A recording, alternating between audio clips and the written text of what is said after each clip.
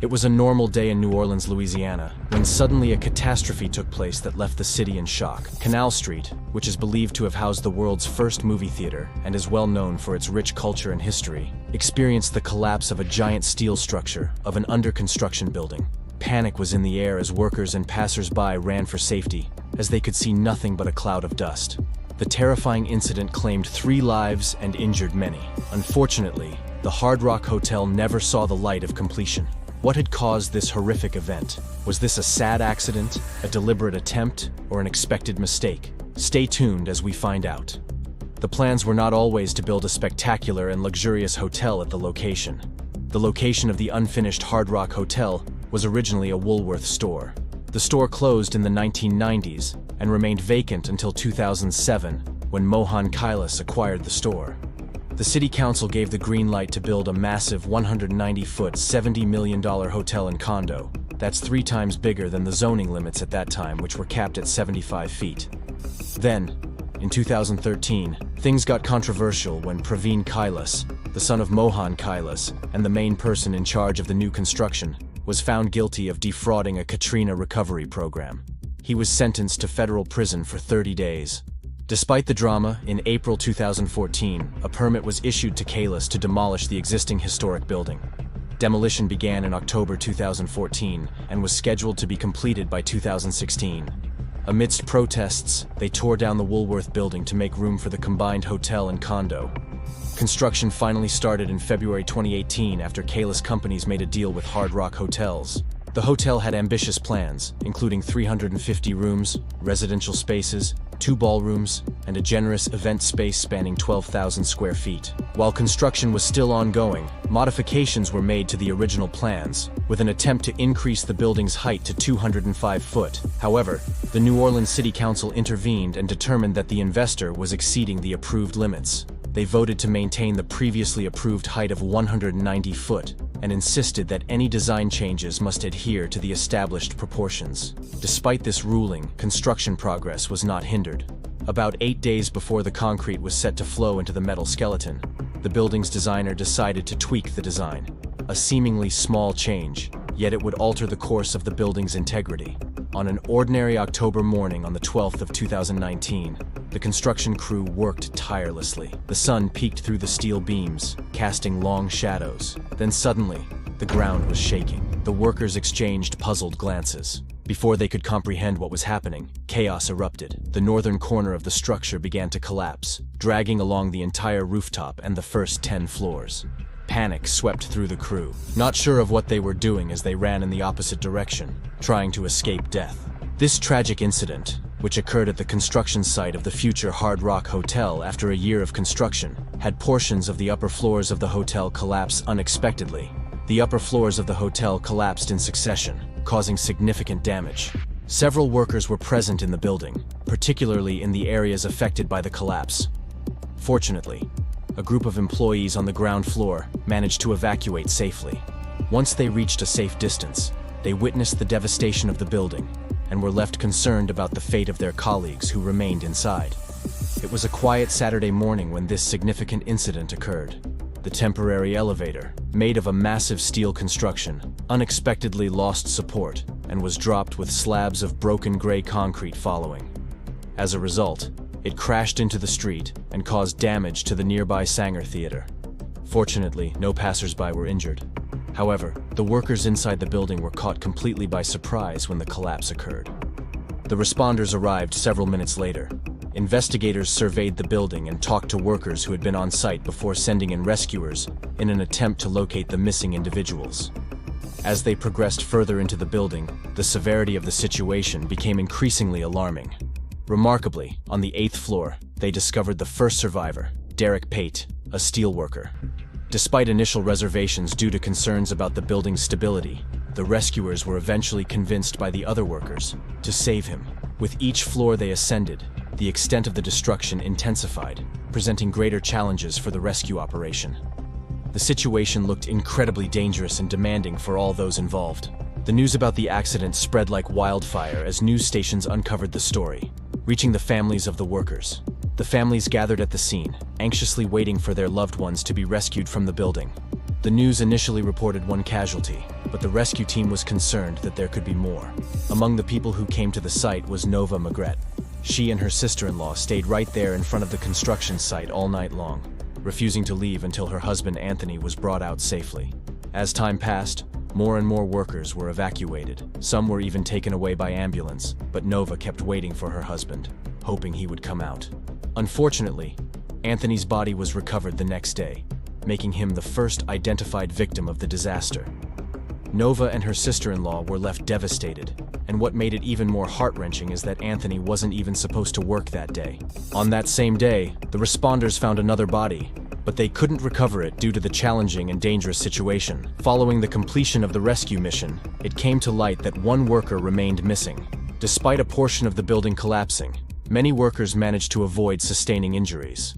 Out of the 30 workers who were hospitalized, all but one were discharged the following day. Regrettably, the remaining workers' family had to endure the anguish of their loved one's body being left amidst the ruins until the city could safely demolish the structure. Construction has been considered one of the most dangerous industries, causing more than 20% of the private sector mortality rate in 2017. The Hard Rock Hotel collapse is one of the many engineering failures to prove these statistics. Workers expressed their outrage as this was entirely avoidable. Initially, this incident was believed to be a conventional accident, something no one could have predicted or expected. But a shocking revelation showed that the collapse was not as conventional as they thought. Soon, the people started asking questions that would later reveal what exactly went wrong and led to the collapse. Investigations about what had caused the collapse commenced in April 2020 and were conducted and initiated by the Department of Labor's Occupational Safety and Health Administration, or OSHA.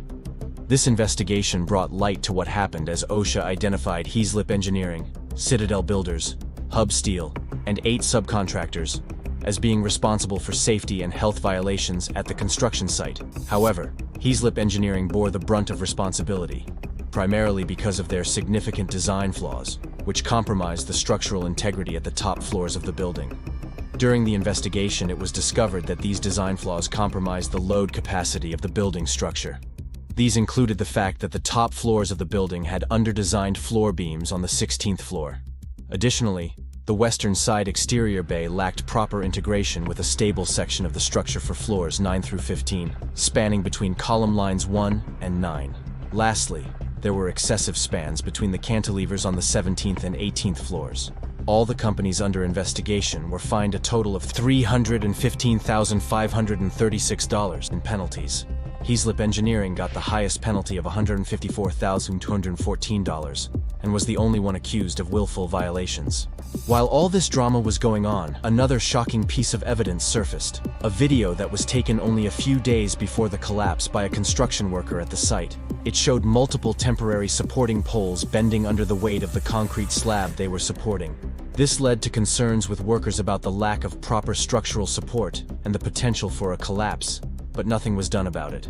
One worker, Delmer Joel Ramirez Palma, repeatedly raised these concerns with his managers, but unfortunately, they were disregarded. Another worker, Brad Morrow, who served as a supervisor for Hub Steel, documented connections between beams and columns where metal clips and bolts seemed to be absent, which he shared with the higher authorities. He also said, "None of us had seen a lot of the things done before, but we put our trust in the engineers, thinking, okay, well, it's got to be structurally sound, even though we didn't think it was correct." After the completion of the 10th floor, Morrow chose to leave the project due to the ongoing issues. With a lot of questions still unanswered, investigative reporter David Hammer from WWL-TV conducted an inquiry into the construction of the Hard Rock Hotel, together with some experts. He uncovered some significant findings. The construction crew was making changes to the building plans because they wanted to add a fancy penthouse with lofty ceilings at the request of the investor. But here's the twist. The modified plan made the building taller than what was originally approved by the city council. So, the designers came up with the idea to use much thinner steel beams to support the floors than the ones in the original plan. The theory behind this idea was that thinner beams on the floors above would leave more space for higher ceilings on the floors below. However, the idea also has a huge downside, because it meant that more pressure was put on the thinner beams. The idea would only be a successful solution if more columns were added on the lower floors, but only one column was added to the 16th and 17th floor. And to make matters even worse, the engineers replaced the original metal decking with a lower quality one, which wasn't as strong. Experts who looked into the correspondence between the designers and suppliers found out about all these details. All of this led to the top floors being too heavy. That's why you saw those bench shoring poles in the video. The amended building design was never actually submitted to the city council for approval. All these flaws ended up causing major problems, especially on the 16th floor. Once they constructed the 18th floor slab, the 16th floor was already overstressed and couldn't handle the weight. And on that fateful day, it just couldn't hold up anymore and collapsed. Now, you're probably wondering how no one noticed these issues earlier, right?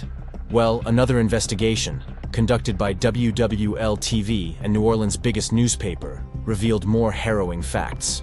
It turns out that the 3 city inspectors assigned to supervise the construction of the Hard Rock Hotel failed to attend the site on numerous occasions. One of the inspectors was Julie A. Tweeter. Up to 8 times she submitted inspection reports while she wasn't at the site. On July 26, 2019, another inspector, Eric Treadaway, gave permission to pour slab on the 14th floor. However, the GPS data showed he has not been near the construction site on that day. Inspector Tweeter supposedly also approved the pouring of concrete despite structural issues. This approval took place on October 4, 2019, 8 days before the building collapsed. In the aftermath, the construction site remained untouched, as city authorities and the investor engaged in discussions regarding the most appropriate approach for demolition of the remaining construction. The authorities wanted to ensure both public safety and that the bodies of the 2 workers would be returned to their families. 3 workers tragically lost their lives: 36-year-old Quinion Wimberly, 49-year-old Anthony Floyd Magrette, and 63-year-old Jose Ponce Areola. Magrette's body was recovered a day after the incident, but both Wimberly's and Ponce Areola's bodies were buried too deep for rescuers to recover. This led to a widespread public outcry, urging authorities to prioritize recovery efforts. Eventually, the city decided to demolish the building using traditional methods where the building would be dismantled piece by piece. During the demolition, Wimberly's body was recovered from the 11th floor, and the body of Ponce Areola was recovered from the 8th floor. It took 10 months to complete the process. It wasn't until January 2021 that the demolition was finished and the clearing of debris began. In response to the disaster, the New Orleans District Attorney filed charges against the 3 building inspectors for filing false public records and malfeasance in office. Furthermore, 40 injured workers filed a lawsuit against the developers and construction contractors. Delmer Joel Ramirez Palma, the worker who reported the flaws to supervisors and served as a key witness, faced additional challenges. As an undocumented worker, he was detained and interrogated by the U.S. Immigration and Customs Enforcement and OSHA. Palma's lawyers allegedly pleaded for Palma to remain until the investigation into the Hard Rock Hotel collapse was completed. Eventually, he was deported to his home country on November 29, 2019. In August 2020, a year later, the city of New Orleans filed a lawsuit against the developer 1031 Canal Development and some of their contractors, insurers, and engineers.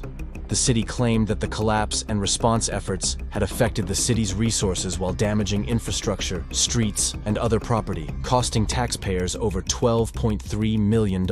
In October 2023, the grand jury's verdict was frustrating for many. They decided against indicting anyone in the 2019 devastating collapse of the Hard Rock Hotel, because there was not enough evidence of criminal liability. Criminal negligence carries a much higher burden than civil negligence, and the jury decided there simply wasn't enough certainty to proceed. This marked the end of a 2-year criminal investigation by Orleans Parish District Attorney Jason Williams. The location where the Hard Rock Hotel would be built now stands as an empty space where tragic memories will always linger. What are your thoughts on this heartbreaking incident? Let us know in the comments below. Your insights matter, and if you found this story impactful, don't forget to subscribe to our channel. We'll keep you updated on more gripping narratives and real-world events.